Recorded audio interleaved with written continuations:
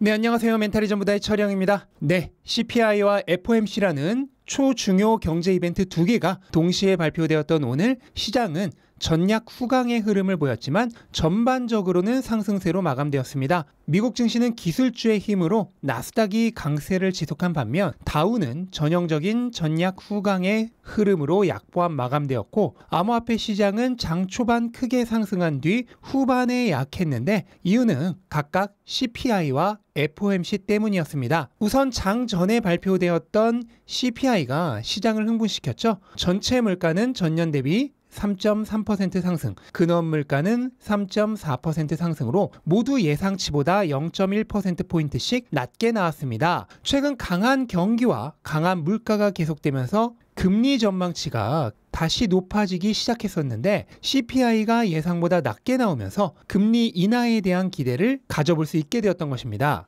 실제로 CPI가 발표된 직후 채권 수익률은 급락하는 모양새를 보였습니다. 하지만 안타깝게도 장 후반에 다시 크게 상승하는 모습을 보였는데요. 이유는 당연히 FOMC 때문이겠죠. 보시다시피 FOMC가 시장의 기대에 흠집을 냈습니다. FOMC가 금리 전망치를 다시 높인 이유는 점도표 때문인데요. 연준 의원들의 향후 평균적인 금리 전망치를 나타내는 점도표가 지난 6월 연 3차례 금리 인하에서 이번에 연 1차례 금리 인하로 급격하게 줄어들었습니다. 연말에야 한 번 정도 금리 인하가 된다고 하는 것이니 기존 입장 대비 상당히 매파적으로 변경된 것이죠. 그리고 이렇게 매파적으로 바뀐 연준 의원들의 입장을 받아들이며 금리 전망치가 다시 상승한 것입니다. 하지만 저는 여기에 대해 크게 걱정하지 않는데요. 우선 파월도 기자회견에서 밝혔듯이 FOMC 도중에 나온 CPI의 하락에 대해서 많은 연준 의원들이 자신의 의견에 반영하지 않았을 가능성이 높습니다. 그러니까 가장 최신의 물가 상황이 반영되지 않은 결과라는 뜻입니다. 또한 물가에서 가장 중요한 비중을 차지하는 주거비가 향후 점진적인 하락이 100% 예정되어 있는 점도 물가에 대해 걱정하지 않게 만들어주는 부분입니다. 주거비는 이번에 4개월 연속 0.4% 오르면서 이번 CPI에서 상대적으로 발목을 잡는 역할을 했습니다. 하지만 이런 주거비는 향후 무조건적인 하락이 예정되어 있죠. 2023년 3월 8.2%였던 주거비의 상승률은 현재 5.4%까지 하락했습니다. 14개월 연속 하락 중이고요. 무엇보다 주거비의 선행지표인 렌트 비용이 이미 바닥을 찍었기 때문에 시간 지연이 발생하는 주거비도 시차를 두고 하락할 수밖에 없는 게 필연입니다. 그런데 주거비는 CPI에서 거의 50%의 비중을 차지하죠. 이런 주거비의 하락이 계속될 예정이기 때문에 물가의 하락 역시 필연입니다. 다만 그때그때 속도만 조금 달라질 수 있을 뿐이죠. 결과적으로 FOMC 때문에 금리 전망치가 다시 올라간 부분이 있지만 최종적인 결과는 하락했다고 봐야 하겠습니다. CPI 발표 직전까지 11월부터 금리 인하 시작, 연내 한 차례 금리 인하를 점쳤던 시장은 이제는 9월부터 금리 인하 시작, 연내 두 차례 금리 인하로 전망을 바꿨습니다. 연내 한 차례의 금리 인하만을 시사한 연준보다는 온화하게 보고 있는 것입니다. 다만 이러한 금리 전망치의 급격한 변동에 따른 시장별 반응은 상회했는데요. 우선 증시의 경우 상대적으로 FOMC의 영향을 덜 받은 모습이었는데 여기서 우리는 또 한 번 중요한 힌트를 얻어갈 수 있죠. 100번은 말씀드린 것 같지만 증시는 금리 전망치보다 경기의 영향을 더 많이 받는 자산입니다. 최근 금리 전망치의 상승은 강한 경기에 따른 것이죠. 그런데 증시로서는 경기가 나빠서 금리가 빠르게 내리는 환경보다 오히려 지금과 같이 경기가 버텨주면서 금리는 천천히 내리는 환경이 골디락스에 더 가깝습니다. 또 한 가지, 나스닥이 다우를 압도하고 있죠. 이것은 AI 붐 때문입니다. 엔비디아가 주식 분할 이후 계속해서 신고가를 경신하며 상승하고 있고, 애플은 새로운 AI 전략 발표 이후 마찬가지로 신고가를 경신했습니다. 오늘은 장중에 일시적으로 시총 1위를 탈환하기도 했습니다. 시총 상위권 5개 종목이 모두 AI 관련주죠. 아마존의 경우 AI 구축의 필수인 클라우드 서비스의 최강자입니다. 이처럼 AI가 미래라는 꿈을 먹고 붐을 일으키다 보니 상대적으로 경기든 유동성이든 관계없이 나스닥이 강세를 보이고 있는 것입니다. 덕분에 나스닥은 신고가 행진을 이어가고 있고요. 반면 암호화폐 시장은 분위기가 좀 다른데요. AI로 인해 음소거가 일어난 주식시장과는 다르게 비트코인은 오늘 금리 전망치에 따른 투심의 변화를 극명하게 보여줬습니다. CPI 발표 이후 67,000달러대에서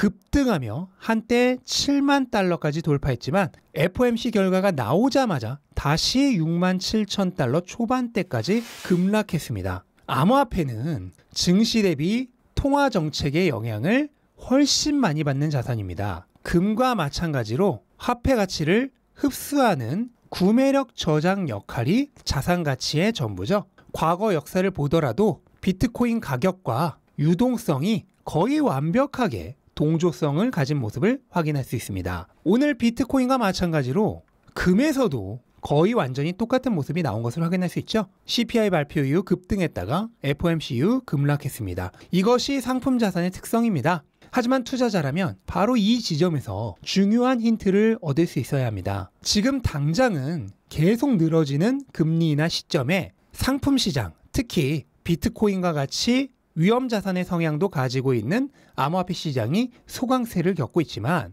앞에서도 살펴봤듯 앞으로의 방향은 어떻게 될지 너무 뻔하게 정해져 있습니다. 물가는 주거비 하락과 함께 계속해서 내려갈 것입니다. 그 결과 9월이 되었든 11월이 되었든 금리 인하는 시작될 것입니다. 연내 한 차례 금리 인하든 두 차례 금리 인하든 기껏해야 12월이냐 1월이냐 한 달의 차이일 뿐입니다. 캐나다와 유럽은 이미 금리 인하를 시작했죠. 이에 따라 글로벌 유동성은 확장세로 돌아섰습니다. 미국 역시 긴 통화량의 하락세를 멈추고 얼마 전 플러스로 양전했습니다. 그렇다면 앞으로 어떤 자산이 가장 큰 혜택을 볼까요? 반면 금리 인하가 시작될 때 경기는 하락 국면을 겪으면서 증시는 언제나 안 좋은 기간을 보냈습니다. 과거 역사에서 단 한 차례도 빠지지 않고 등장했던 역사입니다. 실업률은 서서히 증가세를 보이다 임계점을 넘어가는 순간 급등합니다. 동시에 경기 침체가 오고 경기의 영향을 크게 받는 증시는 하락하면서 금리가 하락하죠. 매번 반복되어 왔던 역사입니다. 지금도 서서히 그러한 징조가 조금씩 진행되고 있는 과정입니다. 반면 상품 시장은 경기보다 유동성의 영향을 압도적으로 많이 받기 때문에 경기가 안 좋아지면서 금리가 하락하기 시작할 때 상대적으로 큰 이득을 봅니다. 그래서 금이 경기 침체에 혜택을 받는 자산으로 알려져 있는 것이죠. 그런데 비트코인은 팬데믹을 제외하고는 탄생 이후 제대로 된 경기 침체를 가져본 적이 없습니다. 따라서 정확한 예측은 불가능한데요. 하지만 오늘 금과 마찬가지로 통화정책의 영향을 훨씬 많이 받는다는 특성이 완전히 동일하게 나타났죠. 다만 아직은 시총이 매우 작기 때문에 위험자산의 특성도 동시에 가지고 있는데 문제는 현재까지 경기가 상당히 강한 모습을 보이면서 골디락스 얘기도 나오고 있는 만큼 경기 침체가 아주 강하게 올 가능성은 낮아 보입니다.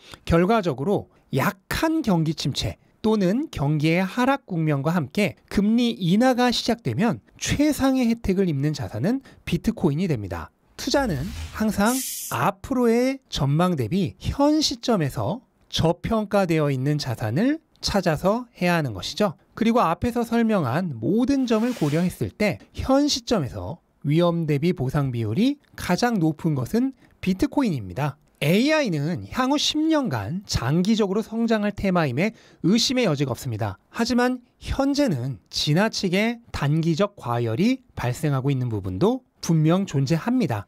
애플은 이틀 전 애플 인텔리전스 AI 계획을 발표하면서 오히려 주가가 하락했었습니다. 왜냐하면 혁신적인 내용이 아무것도 없었고 투자자들을 실망시켰을 뿐이거든요. 그런데 갑자기 다음 날 기관들이 서로 입을 맞춘 듯 목표 주가를 올리면서 신고가를 경신했습니다. 국내 주식을 많이 해보셨던 분들은 이런 기관들의 단체 행동에 뭔가 익숙한 향기를 맡으셨을 겁니다. 향후 실업률의 증가와 함께 금리가 급격하게 내리는 상황이 온다면 과거 역사들에서 그러했듯 단기 거품은 순식간에 꺼질 수 있습니다. 투자자는 항상 지금 거품이 발생한 곳에 뒤늦게 뛰어드는 게 아니라 다음에 거품이 발생할 곳을 미리 찾아 들어가야 합니다. 다음 거품이 발생할 곳은 어딘가요? 바로 비트코인입니다.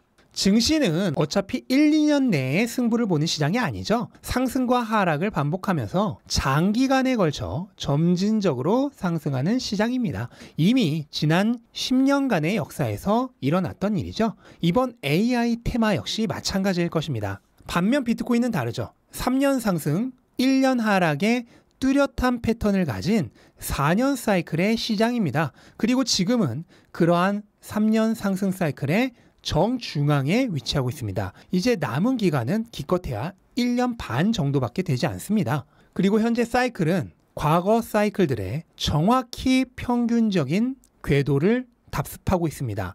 너무 빠르지도 느리지도 않게 완전히 같은 궤도를 가고 있는 것입니다. 원래 반감기 직후에는 상당 기간 횡보 구간이 있었습니다. 이번에도 마찬가지죠. 근데 왜 그럴까요? 반감기 직후에는 채굴자들의 수익성이 급격하게 나빠집니다. 채굴량이 절반으로 줄어드니까요. 따라서 운영자금 확보를 위해 보유하고 있던 비트코인을 엄청나게 내다 팝니다. 이번에도 7만 달러를 넘어섰을 때 채굴자들의 판매량이 급격하게 증가했습니다. 반감기로 인해 당장 생산되는 물량은 줄어들었지만 이렇게 공급업자들이 보유하고 있는 창고 재고는 아직 남아있는 것입니다. 따라서 당장 가격이 오르지는 않죠. 하지만 이런 창고 재고도 계속해서 존재하는 게 아니죠. 생산은 줄었는데 판매량을 늘리다 보면 결국은 동이 나게 되어 있습니다. 그리고 현재는 그 물량을 엄청나게 잡아먹는 하마가 존재하죠. 현물 ETF들은 지난 한 달 동안 하루 생산량의 평균 7배를 가져갔습니다. 당장은 채굴자들이 판매량을 늘리며 창고에 있는 재고를 떨어내고 있지만 이러한 공급과 수요의 불균형이 계속되다 보면 어느 순간 가판대에 있는 물건은 동이 나는 때가 오게 되어 있습니다. 그리고 바로 그 시점부터 비트코인 가격이 폭발적으로 오르는 것이죠. 이게 매번 반감기를 둘러싸고 일어났던 비트코인 사이클의 역사입니다. 그리고 이번에도 완전하게 동일한 궤도를 가고 있죠. 거기에 이번에는 슈퍼 사이클이다 보니 이 수요를 극대화시켜줄 두 개의 촉매가 추가적으로 존재하죠. 현물 ETF가 미친 듯이 비트코인을 흡입해 가고 있습니다. 이미 전체 비트코인의 4.5%를 가져갔는데 앞으로 대형 기관들이 들어오기 시작하면 이 수요는 더욱 증가할 것입니다. 하지만 그때쯤에 물량이 동나기 시작한다면 또한 이제부터 시작될 글로벌 유동성 확장의 혜택을 가장 많이 받는 자산도 비트코인입니다. 현 시점에서 금리가 여전히 최대치란 점을 잊어서는 안 되겠습니다. 그게 이제부터 내려가기 시작하는 거죠. 유동성 사이클은 이제 막 바닥을 지나 상승 모드로 전환된 초기입니다. 무엇보다 잊지 말아야 할 것은 비트코인 사이클입니다. 비트코인 사이클은 늘 후반부로 갈수록 급격하게 치솟는 포물선 상승 형태를 그립니다. 그리고 그 출발점은 언제나 전고점을 돌파하는 지점부터였습니다. 지금 위치가 어딘가요? 정확하게 그 출발점에 서 있는 것입니다. 여기를 돌파하는 순간부터 과거와 똑같은 본격적인 포물선 상승장이 시작될 것입니다.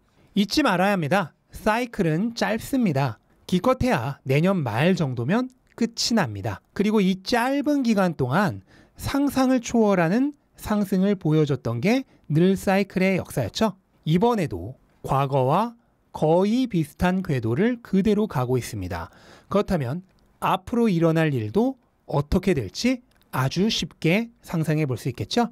이러한 모든 점을 고려했을 때 현재 시점에서 어디에 투자하는 것이 위험 대비 보상 비율이 가장 높을까요? 한 번쯤 진지하게 고민해 보는 시간을 가져보셨으면 좋겠습니다.